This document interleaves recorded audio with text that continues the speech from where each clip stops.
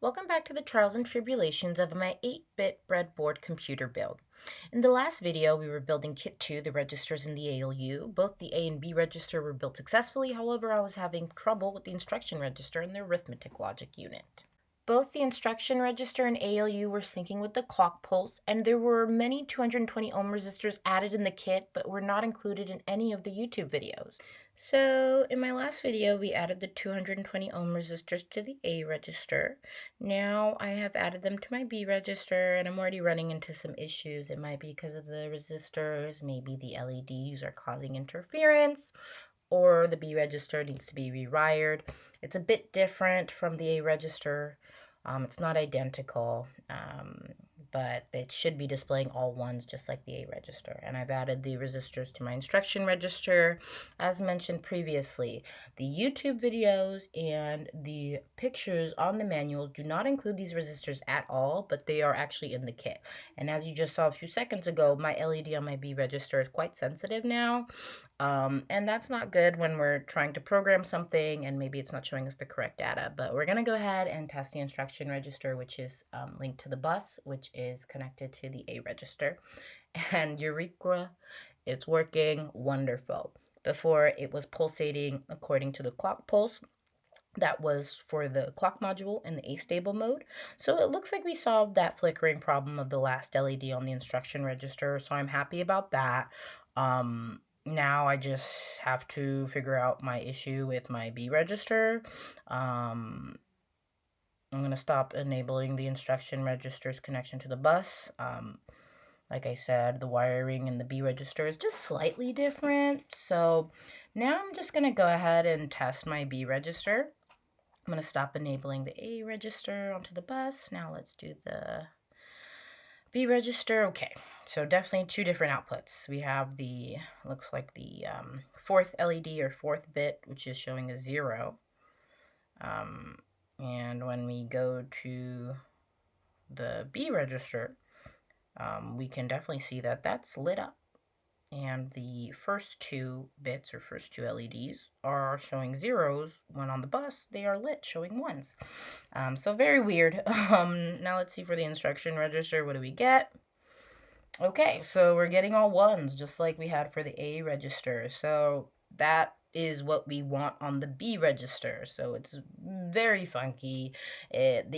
It looks like the instruction register is working, but the B register has some issues with the wiring. So I will have to go back and clean that up, and we'll have to test this all out again to make sure the B register and the bus are showing the correct data, and thus all together with the instruction register and the resistors that we've added that are not included in the videos and not included in any of the photos in the actual the manuals. And this is where we are so far. Now that we've added the 220 ohm resistors, we ran into a problem with the B register, but we have solved the instruction register's problem. So now we need to continue troubleshooting and adding the resistors to the rest of the build. So another problem I encountered while troubleshooting was trying to enable the instruction register onto the bus. However, when I tried to enable it onto the bus, you can see nothing is being loaded onto there. It should be displaying the least significant bits, those yellow LEDs. However, we're not getting anything. So there is a problem there that I'm going to have to continue to troubleshoot. I'm going to stop enabling onto the bus. We're going to try and clear everything. I don't have the proper wiring set up. Let me clear it now. Okay, we're good to go. So now I'm just going to continue to troubleshoot everything. I'm going to troubleshoot the A register again, make sure it's loaded onto the bus correctly, make sure those LEDs aren't blown out, and make sure the instruction register is also showing the corresponding data. So here I've just reset my A register.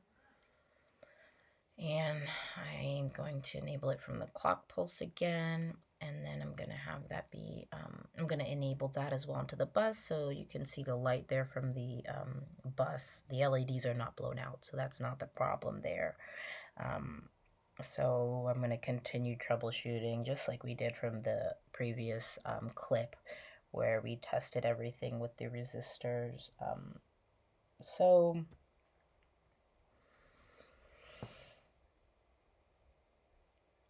I'm also making sure the B register, as long as we have the same problem, we know what to tackle. But it looks like I'm having issues. Look, the A register enabling onto the bus is perfectly corresponding with what we have on the instruction register now that the bus is being enabled onto the instruction register. I still have the same issue with the B register.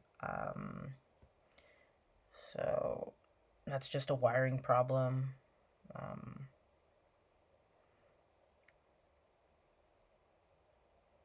So looks like my main problem is just having the instruction unit load onto the bus. You can see that flickering going on like I mentioned. The LEDs are not blown, that's okay. And rewiring the B register. Here we have an update on the issues, but we're going to move forward onto the ALU and adding those resistors.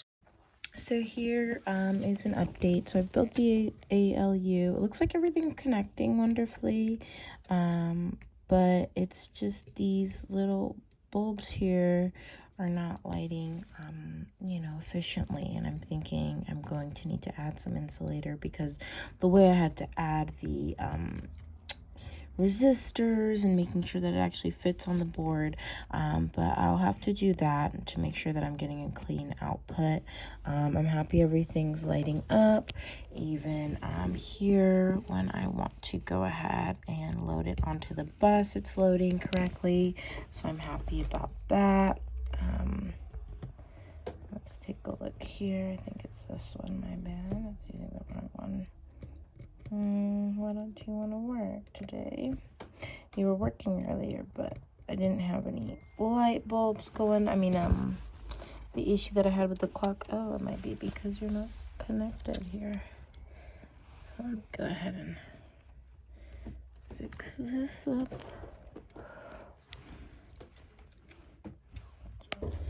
So from recent update, it looks like things are connected at least correctly. I will have to further test it by adding some insulation to the bulbs because sometimes they're not lighting up when they need to be. But luckily we solved the issue from having a blinking bulb that was matching what the clock was doing. Register B was doing the same thing, or if it wasn't register B, it was the ALU. So luckily everything is solid, but we'll go ahead and keep testing it out. But I'm just happy at least that we're getting one solid output here. If I no longer want to display it, and let's see, I don't want to put it on the bus anymore. So I'm going to go ahead and turn that off. But the adding and subtracting. See now, look what's happening here. Now it's going to go ahead and flash like the clock when I'm going to go ahead and try to I believe it's adding. And then now it's fine. Now it's doing it again. What if I use a different source? So there's something here with the wiring and the clock. It's so weird that it does that now.